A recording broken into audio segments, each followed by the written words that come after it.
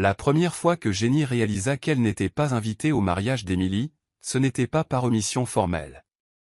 Non, c'était à cause du silence.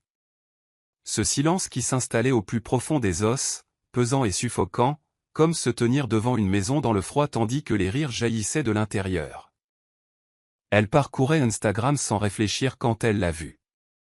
Les photos officielles de fiançailles, magnifiquement retouchées, Emily et son fiancé Brandon posant dans un champ ensoleillé, les légendes débordantes d'enthousiasme, les hashtags sur l'amour et l'éternité, et dans les commentaires, leur mère s'extasiait sur le jour le plus magique à venir.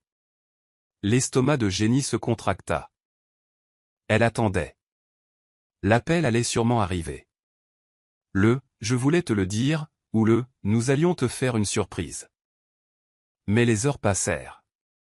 Les jours. Toujours rien. Quand elle a finalement abordé le sujet, sa mère a à peine levé les yeux de son café. Oh, Jenny, n'en fais pas tout un plat. C'est juste un mariage. Juste un mariage. L'expression résonna dans sa tête, sèche et dédaigneuse. Juste un mariage, comme si Emily n'avait pas été sa meilleure amie depuis des années. Comme si Jenny n'avait pas veillé tard, à écouter Emily pleurer ses chagrins d'amour, à la soutenir dans les moments difficiles de la vie. Comme si elle n'avait pas aidé à organiser d'innombrables anniversaires, remises de diplômes, et même l'enterrement de vie de jeune fille d'Emily, sans savoir qu'elle ne serait pas là pour le mariage. On attendait d'elle qu'elle l'accepte, qu'elle ravale sa douleur et qu'elle sourie.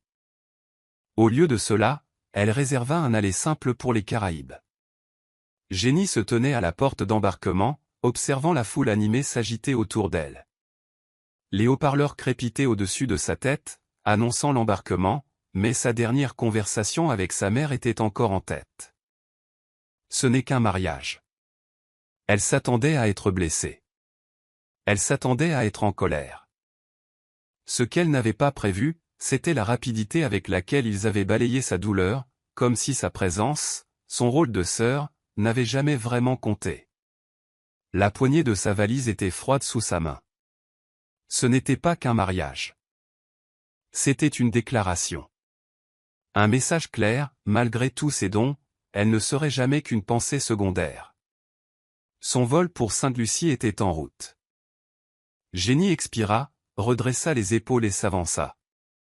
Au moment où l'avion décollait, laissant la ville derrière elle, elle était officiellement injoignable. Elle avait mis son téléphone en mode avion et, pour la première fois depuis des semaines, sentit une étrange sensation de paix l'envahir. L'idée que le mariage se déroule sans elle ne la blessait plus. Elle s'imaginait allongée sur une plage, buvant un verre fort et frais, le bruit des vagues couvrant l'écho des paroles méprisantes de sa mère. Pour une fois, elle n'allait pas se battre pour une place dans leur vie. Si on ne la voulait pas, elle n'allait pas supplier. Jenny jeta un coup d'œil à l'hôtesse de l'air qui passait, commanda un cocktail et sourit. Cette fois, elle se choisissait. Dès que Jenny descendit de l'avion, l'air chaud des Caraïbes l'enveloppa comme une douce étreinte. Ça sentait le sel, le soleil et quelque chose de sucré. Peut-être l'hibiscus. Peut-être l'odeur persistante des noix de coco, portée par la brise. Pour la première fois depuis des semaines, elle prit une grande inspiration. Elle avait retenu sa douleur si fort, si accrochant comme à une bouée de sauvetage, mais là, impossible de s'accrocher à autre chose qu'à l'instant présent. En passant la douane, l'aéroport grouillait de vie, des couples fraîchement rentrés de leur lune de miel, des familles avec leurs enfants enthousiastes, des voyageurs solitaires comme elle, lunettes de soleil sur la tête, prêts à s'évanouir dans le bonheur. Jenny enfila ses propres lunettes de soleil et consulta l'email de confirmation de son hôtel, l'Oasis Bay Resort et la suite privée Spot Océan Front. Elle avait fait des folies. Pas seulement pour un bon hôtel, mais pour l'hôtel lui-même. Le genre d'endroit qu'on réserve pour les anniversaires et les lunes de miel, où l'eau était d'un bleu indescriptible sur Instagram, et où les chambres étaient si luxueuses qu'elles semblaient irréelles. Si sa famille la traitait comme si elle n'avait aucune importance, elle se traiterait comme si elle en avait. Le trajet jusqu'au complexe hôtelier était époustouflant. Des montagnes verdoyantes s'étendaient au loin, encadrant des étendues de plage si immaculées qu'elles semblaient tout droit sorties d'un film. Le chauffeur, un homme sympathique nommé Marcus, bavardait tranquillement tandis qu'il sillonnait les routes sinueuses. « Première fois à Sainte-Lucie ?» demanda-t-il en lui jetant un coup d'œil dans le rétroviseur. Jenny hocha la tête. « Ouais, c'est la première fois que je voyage seul, aussi. » Marcus sourit. C'était la meilleure façon de faire. Personne pour vous presser. Personne pour vous dire où aller. Juste vous et l'île. Elle laissa ces paroles pénétrer son esprit. Juste toi et l'île. Personne pour la décevoir. Personne pour la rabaisser. Pour la première fois depuis longtemps, elle se sentait libre. L'Oasis Bay Resort était encore plus magnifique que sur les photos. L'entrée était un grand hall d'entrée à ciel ouvert, avec un sol en marbre blanc et des poutres en bois drapées de doux rideaux en lin. Un bassin à carpe koi s'étendait le long de l'allée, reflétant la lumière dorée du soleil filtrant à travers les palmiers. Bienvenue à Oasis Bay, Madame Carter. La réceptionniste l'accueillit avec un sourire chaleureux. Votre suite est prête, et un verre de bienvenue vous attend. Jenny prit le verre de punch au rhum frais, la condensation fraîche sous ses doigts, et but une longue gorgée. Un doux parfum d'agrumes, avec une pointe de rhum assez forte pour lui rappeler qu'elle était officiellement en vacances. Tandis qu'un groom l'escortait jusqu'à sa suite, elle ne put s'empêcher de rire. Quelque part chez elle, Emily était probablement en train de finaliser les derniers détails de son mariage. Leur mère s'occupait probablement des décorations, et leurs proches se réunissaient pour ce qui s'annonçait comme une journée parfaite. Et Jenny? Elle était là, entrant dans une suite privée face à l'océan, avec des baies vitrées et un balcon qui s'étendait sur l'eau turquoise. Elle retira ses sandales et marcha sur le parquet frais, sentant la tension dans son corps commencer à se dissiper. Elle sentit la tension dans son corps se dissiper. La pièce sentait le jasmin et le linge frais, et lorsqu'elle sortit sur le balcon, la vue était à couper le souffle. Les vagues clapotaient doucement sur le rivage, leur rythme hypnotique. Le soleil était bas dans le ciel, projetant une lueur dorée à l'horizon. Jenny expira.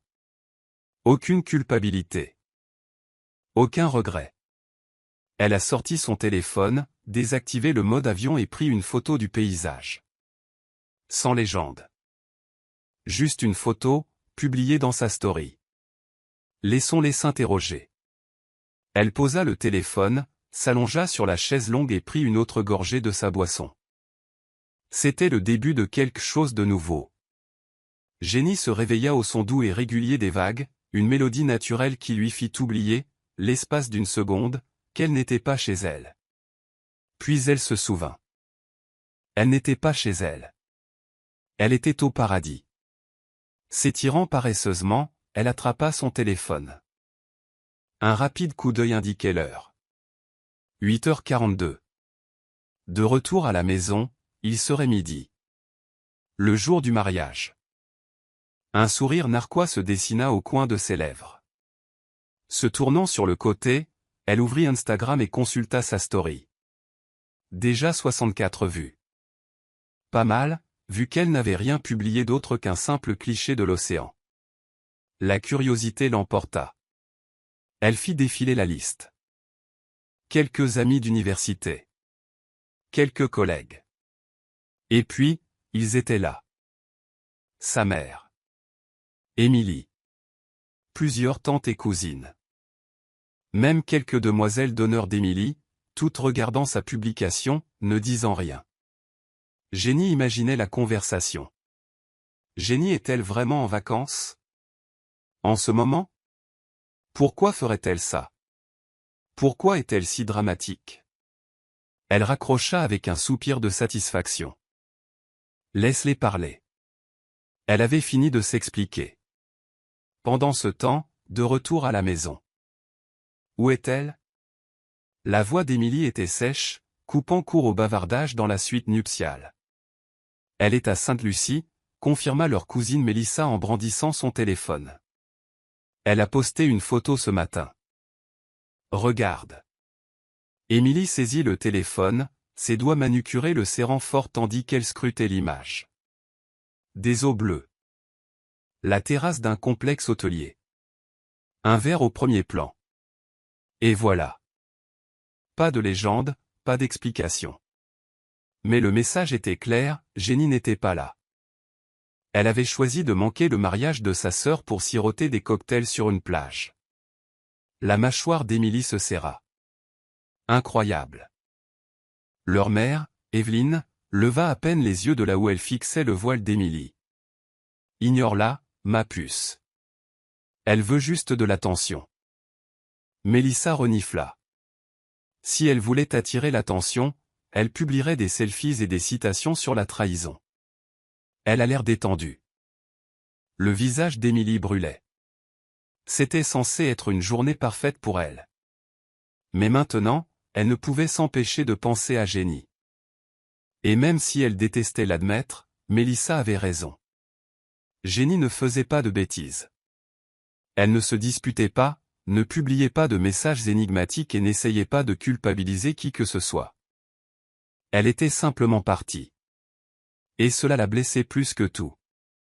De retour à Sainte-Lucie, Jenny prit une autre gorgée de son mimosa, savourant son léger pétillant citronné. Le petit déjeuner était étalé devant elle. Des tranches de mangue fraîche, des viennoiseries chaudes, une assiette d'œufs brouillés à la perfection. Elle se sentait bien. Son téléphone vibra.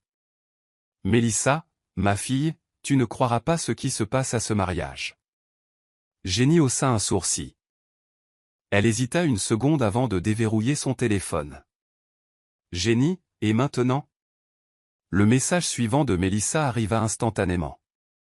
Mélissa, la mariée, venait de sortir. Jenny cligna des yeux, se redressa et relut les mots. Puis elle éclata de rire. Fort, libre, sans complexe.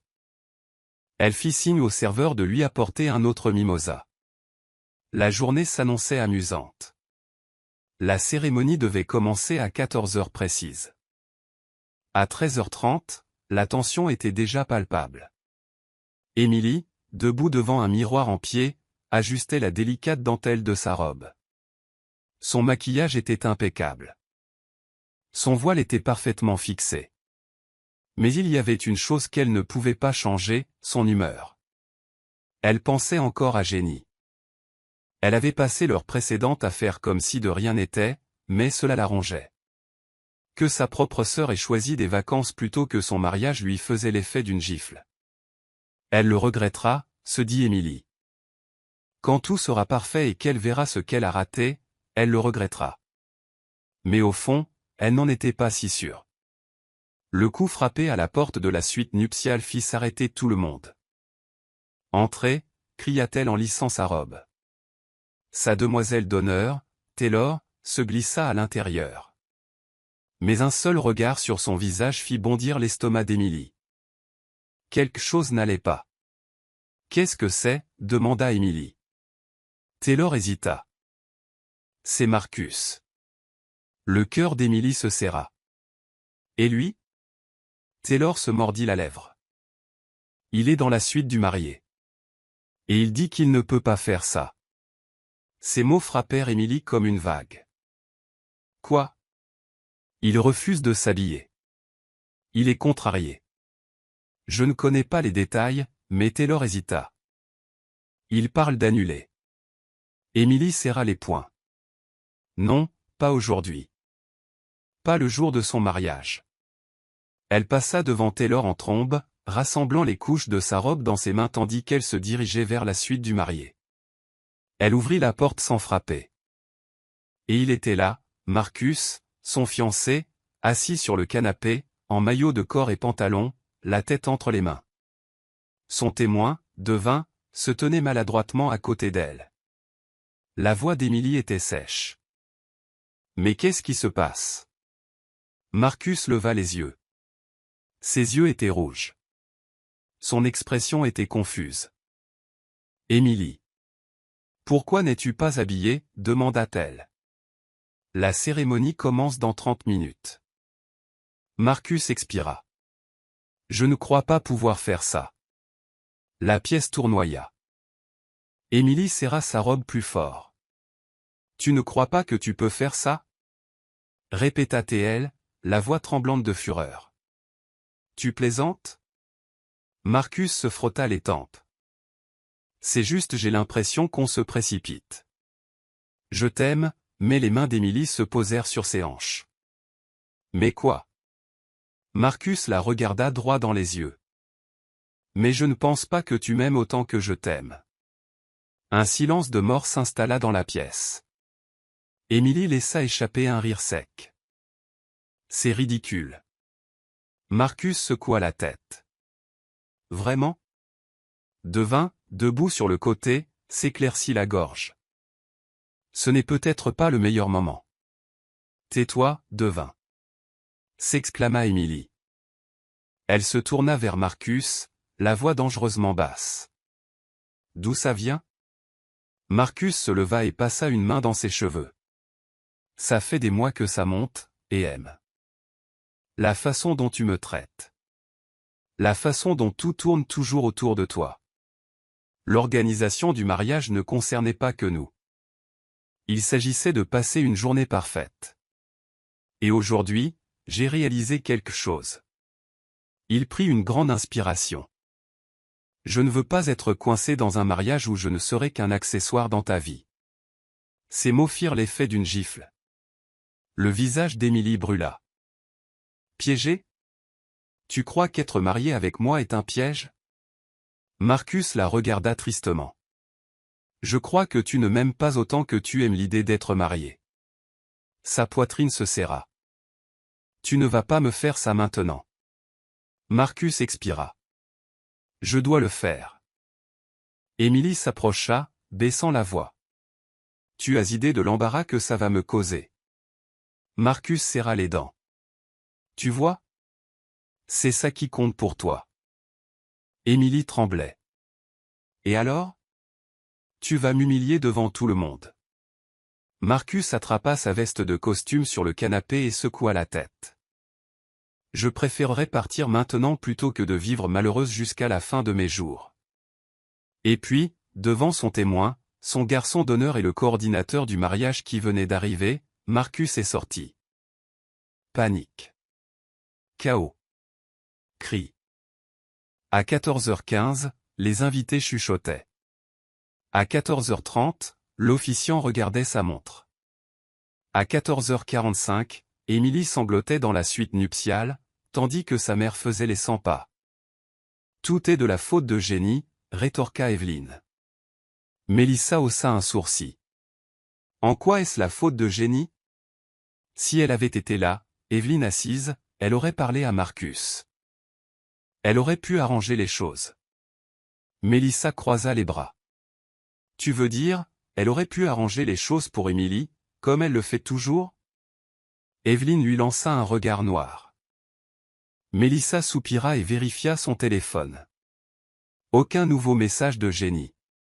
Elle avait envoyé une mise à jour, mais Jenny n'avait pas répondu. Et honnêtement, elle ne lui en voulait pas. Mélissa a ouvert Instagram et a vu la dernière publication de Jenny, une photo d'une piscine à débordement surplombant l'océan. Une légende en dessous, sans se gêner. Mélissa eut un sourire narquois. Si seulement elle pouvait voir l'expression d'Evelyne. Jenny s'allongea sur une chaise longue, le soleil des Caraïbes lui réchauffant la peau. Une douce brise caressait les palmiers, un parfum d'eau salée flottait dans l'air. Elle prit une longue gorgée de sa margarita glacée, savourant le mélange acidulé de citron vert et de tequila. Son téléphone était posé à plat sur la table à côté d'elle. Il vibrait sans arrêt depuis 1 heure. Au début, elle l'ignora. Puis, la curiosité l'emporta. Retournant le téléphone, elle ne fut pas surprise par ce qu'elle vit, 16 appels manqués. 7 de maman. 5 d'Émilie. 2 de tante Lisa. 1 de Taylor. 1 d'un numéro inconnu, probablement un autre parent désespéré. Et les textos? Interminables. Elle parcourut les messages, un sourire narquois aux lèvres. Maman, Jenny, appelle-moi tout de suite. Maman, c'est sérieux. Réponds au téléphone. Maman, tu es incroyablement puérile. Ce n'est pas le moment de te montrer rancunière. Oh, ce n'était donc pas le moment? Intéressant. Elle continua à défiler. Émilie, Jenny, s'il vous plaît. J'ai besoin de toi. Émilie, Marcus est parti. Je ne sais pas quoi faire. Émilie, je sais que nous n'avons pas été bien ensemble, mais tu es toujours ma sœur. S'il te plaît, réponds. Jenny laissa échapper un rire étouffé. Waouh! Des mois à ignorer ses sentiments. À lui dire qu'elle exagérait. Elle faisait comme si elle n'avait aucune importance. Et maintenant? Maintenant, elle était importante? Elle prit une autre gorgée de sa boisson, se laissant apaiser par le liquide glacé. Les messages de Mélissa étaient les seuls qui valaient la peine d'être lus. Mélissa, ma fille, ce mariage est un désastre total. Mélissa, Émilie pleure, ta mère te reproche quelque chose, et les invités chuchotent. Mélissa, oh, et tante Lisa a essayé de convaincre le DJ de mettre de la musique quand même, pour détendre l'atmosphère. Ça n'a pas marché. Mélissa, appelle-moi quand tu auras arrêté de rire. Jenny riait. Elle n'y pouvait rien. Pendant des années, elle avait été la réparatrice, la médiatrice. Celle qui a maintenu la cohésion de la famille quand elle s'est effondrée. Pas cette fois. Elle a supprimé tous les messages qui ne venaient pas de Mélissa et a mis son téléphone en mode « ne pas déranger ». Puis elle fit signe au serveur. Une autre margarita, s'il vous plaît, dit-elle en souriant. Un peu de sel sur le bord. Son heure était venue. De retour au lieu du mariage. La salle de banquet était à moitié vide, le mariage autrefois somptueux se réduisait désormais à des conversations gênantes et des sourires forcés. Émilie était assise à la table des mariés, le mascara coulant sur ses joues, sa robe blanche paraissant plus lourde à chaque seconde. Sa mère était assise à côté d'elle, furieuse. Elle nous ignore, dit Evelyne les dents serrées. Elle doit rire, murmura Émilie en serrant une serviette. Je parie qu'elle adore ça. Mélissa, assise à côté, sirotait tranquillement son champagne. Je veux dire, tu peux la blâmer? Evelyne la fusilla du regard. Pardon? Mélissa haussa les épaules. Vous l'avez traitée comme une moins que rien quand elle a été exclue de ce mariage. Maintenant que tout s'écroule, tu t'attends soudain à ce qu'elle laisse tout tomber pour être là. Le visage d'Émilie brûlait. C'est ma sœur. Et tu as fait comme si elle ne l'était pas, rétorqua Mélissa. Silence. Evelyne croisa les bras. Elle aurait pu au moins répondre. Mélissa eut un sourire narquois. Elle le fit. Evelyne haussa un sourcil. Que veux-tu dire? Mélissa retourna l'écran de son téléphone et leur montra la dernière story Instagram de Jenny. Une photo d'elle tenant une margarita, lunettes de soleil sur le nez, avec l'océan scintillant en arrière-plan. La légende, humeur, sans stress. L'estomac d'Émilie se noua. Elle avait passé tant de temps à ignorer les sentiments de Jenny, pensant qu'elle serait toujours là. Mais maintenant, Jenny s'était choisie. Et cette prise de conscience lui faisait plus mal que le départ de Marcus. Le soleil matinal brillait d'un éclat doré à l'horizon caribéen tandis que Jenny s'allongeait paresseusement sur son balcon privé. Le bruit des vagues s'écrasant sur le rivage était bien plus apaisant que le bourdonnement incessant de son téléphone, surtout maintenant qu'elle avait coupé tous les appels, sauf celui de Mélissa. Elle parcourut ses messages, constatant que le désespoir de sa famille n'avait fait que s'accentuer pendant la nuit. Maman, Jenny, tu me déçois tellement. Tu te comportes comme une enfant. Maman, et au moins la décence d'aller voir ta sœur. Maman, elle a le cœur brisé, et tu es en vacances comme si de rien n'était? Jenny sourit. Exactement. Les tentatives de sa mère pour la culpabiliser étaient presque impressionnantes. Mais pas aujourd'hui, maman. Et puis il y avait Émilie. Émilie, je sais que je t'ai blessée, mais est-ce qu'on peut parler, s'il te plaît? Émilie, j'ai juste besoin de ma sœur tout de suite. S'il te plaît. Émilie, Jenny, je ne veux pas vous perdre aussi. Jenny soupira en tapotant l'écran de son téléphone avec ses ongles.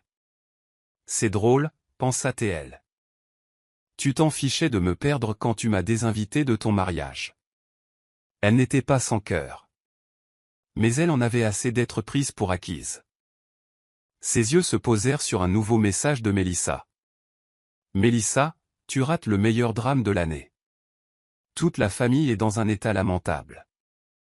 Mélissa, Émilie pleure encore. Ta mère accuse tout le monde sauf elle et Marcus. Frisson, il a fait ses valises et a quitté la salle comme s'il était dans un film. Il n'est même pas resté pour le gâteau. Mélissa, oh, et les invités? Il chuchotait à quel point c'était embarrassant. Mélissa, je te l'ai dit. Le karma est rapide. Jenny riait prit une autre gorgée de son mimosa du matin. Mélissa avait raison. Elle avait passé des années à jouer les pacificateurs dans cette famille, toujours celle qui mettait ses sentiments de côté pour le confort de tous. Plus maintenant. Au lieu de répondre, elle a appuyé sur son écran et a réservé une semaine supplémentaire au complexe. Une notification est apparue confirmant la prolongation de son séjour. Jenny laissa échapper un profond soupir et sourit. Sans stress. Sans obligation. Juste du soleil, du sable et des cocktails. Pour la première fois de sa vie, elle se choisissait. Et c'était sacrément bon. De retour à la maison, Émilie était assise sur son lit d'enfant, le regard perdu dans le vide. Son mariage était censé être le plus beau jour de sa vie. Au lieu de cela, il s'était transformé en un désastre humiliant. Marcus était parti.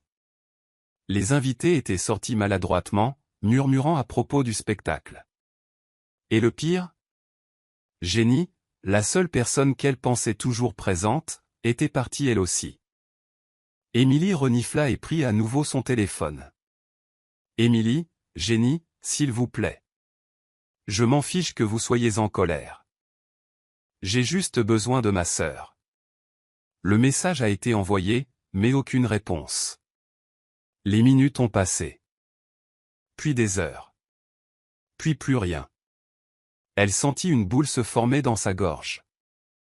Elle n'avait jamais vraiment réalisé à quel point elle avait tenu Jenny pour acquise. Maintenant, assise seule dans sa robe de mariée abîmée, elle comprenait enfin. Jenny ne se contentait pas de l'ignorer. Jenny en avait assez. Et c'était plus douloureux que tout. Jenny étendit ses jambes sur la chaise longue, tandis que le soleil couchant projetait une douce lueur sur l'océan.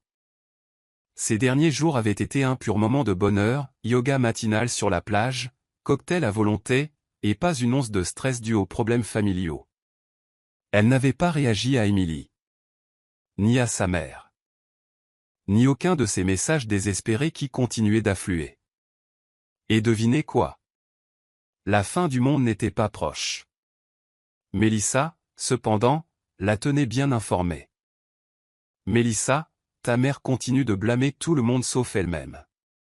Émilie a à peine quitté sa chambre. Tante Lisa n'arrête pas de dire que si seulement Jenny était là. Mélissa, on dirait que tu fais partie d'une équipe de nettoyage d'urgence. Chili, je vis pour ça.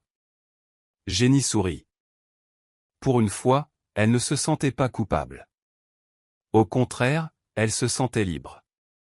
Émilie était assise sur le canapé de sa mère, parcourant la dernière publication Instagram de Jenny. Une photo de l'océan. Un plat de fruits de mer. Un coucher de soleil. La légende? Le bonheur me va bien. Émilie déglutit difficilement. Pendant des années, Jenny avait été celle sur qui elle comptait. La sœur qui s'est montrée présente. Celle qui a pardonné et oublié. Celle qui ne s'est jamais donné la priorité. Mais cette fois, Jenny s'était choisie. Et pour la première fois, Émilie devait accepter cela. Aucune excuse ne pouvait effacer ce qui avait déjà été fait. Aucune excuse ne pouvait effacer la douleur qu'elle avait causée. Elle avait perdu Marcus. Mais pire encore, elle avait perdu Jenny. Et elle n'était pas sûre de la retrouver un jour. Jenny ferma sa valise et jeta un dernier coup d'œil à sa magnifique suite avec vue sur l'océan. Ses vacances avaient suffisamment duré. Mais elle ne retournerait pas à son ancienne vie. Non, ce voyage l'avait changée. Elle avait appris quelque chose d'important. Elle n'avait pas besoin de jouer les trouble-fêtes. Elle n'avait pas besoin de gagner l'amour par le sacrifice. Elle était digne telle qu'elle était. Alors qu'elle prenait ses bagages, son téléphone vibra. Un message d'Émilie. Émilie, je ne sais pas si tu me pardonneras un jour, mais je veux juste que tu saches que je suis désolé. Je vois maintenant combien je t'ai blessé. Et je vois que tu es plus heureux sans tout ça, sans nous. Jenny fixa le message. Elle envisagea un instant de répondre. Mais elle verrouilla son téléphone. Elle n'avait plus rien à dire. Prenant une profonde inspiration, Jenny sortit de la pièce, le cœur plus léger qu'il ne l'avait été depuis des années. Sa nouvelle vie ne faisait que commencer.